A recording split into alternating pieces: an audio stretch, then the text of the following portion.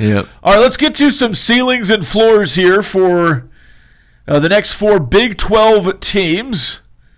We're going to go Cincinnati, Colorado, Houston, and Iowa State. We're doing these alphabetically. Last week, or I guess Tuesday, we had Arizona, Arizona State, Baylor, and BYU. So we'll start with Cincinnati. I'll go first. I think this is a pretty tight window for Cincinnati. 4-8, 6-6. I mean, I think they're give a game or two plus, minus, and I'll take 5-7 as the most likely, and then maybe a 6-6, maybe a 4-8. I think they're not recognized as being a very good team, and I think the worst is about 6-6, and I think the best is 8-4, only because they've got a couple of games that they should win at home, but they wouldn't otherwise. And I also think that somebody's going to go in there and play them or play them at home and think it's just Cincinnati, and they're going to sneak up and win one that they're not supposed to. If they beat Nebraska, I think they can go 8-4, but it'll take a win at Arrowhead. Yes, over Nebraska to do it. Lucas?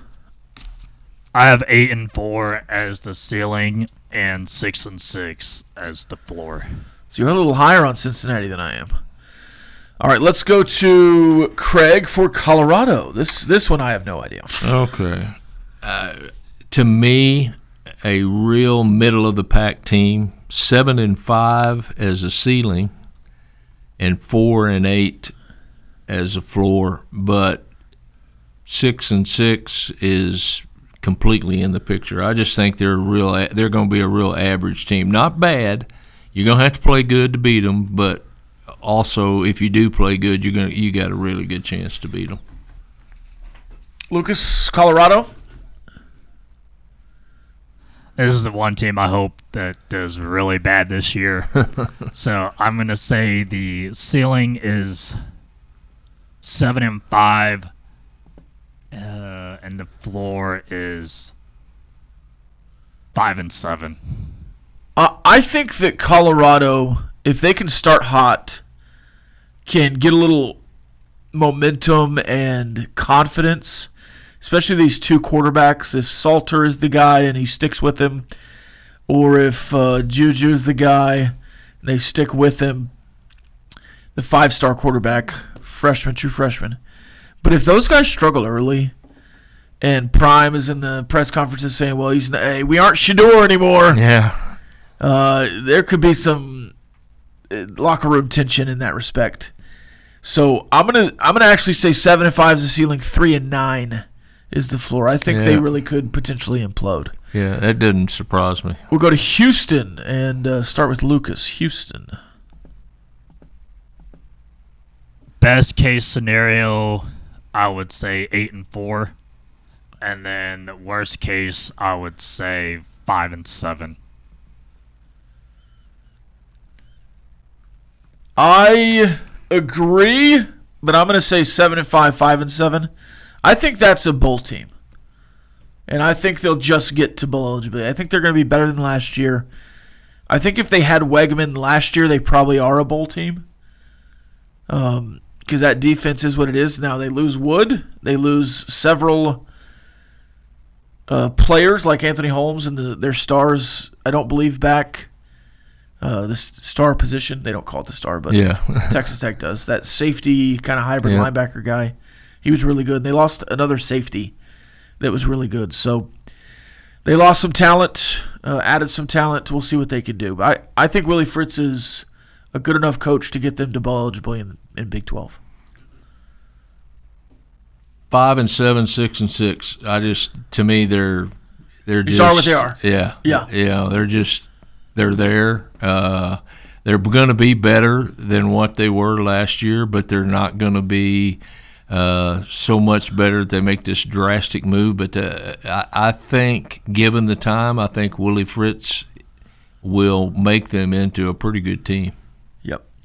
All right, Iowa State. I'm going to read this schedule quickly. Kansas State, South Dakota, Iowa, Arkansas State, Arizona, at Cincinnati, at Colorado, BYU, Arizona State, at TCU, Kansas, Oklahoma State.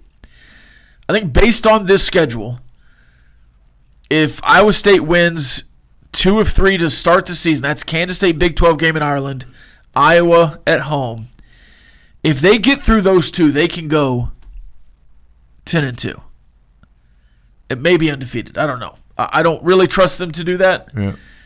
And I don't think they're going to be. I don't see 4 losses on this schedule, like for sure losses. Now there's always some toss-ups, and you could certainly start 1-2. Iowa State has done that. So I'm pretty high on them. I think ceiling-wise, they're one of those teams that could stumble against Cincinnati. And there's always one game that Iowa State just loses that they shouldn't. So I'm going to say 10-2, 8-4. I think they have a really, maybe not as high of a ceiling as everyone else or a couple of other teams, but their floor is just, it is what it is. They're not going to be bad. Yep, I agree.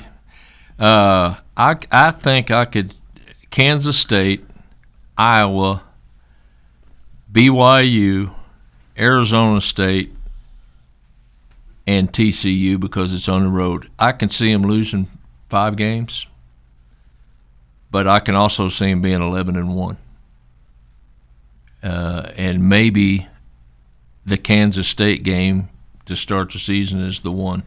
But I think you're right. Their schedule is a good Iowa State schedule. I think they might could run the table like you said, but I'm going to give them in the Big 12 the benefit of the doubt that somebody's going to beat them, and I think they're very capable of 11-1. Just for whatever reason, they're going to lose a home game they shouldn't. Right. And for whatever reason, they start slow under Matt Campbell. Now, they generally get it going. I would be shocked. You know, I've got Arizona State as 11-1, 7-5. I've got Baylor at 12-0, 6-6. Those floors wouldn't really shock me. Yeah. Because while I think those teams are really good and their ceilings are more likely, or at least getting closer to a ceiling is more likely. I don't think 12-0 is likely for Baylor, but with Iowa State, I would be shocked if they went below 8-4. The fact that they're playing somebody like Arizona State at home in the first week of November, that's to their advantage. Yes. I mean, I'm not. That's why I said I can see 7-5 and them losing 5 games, or I can see them being 11-1.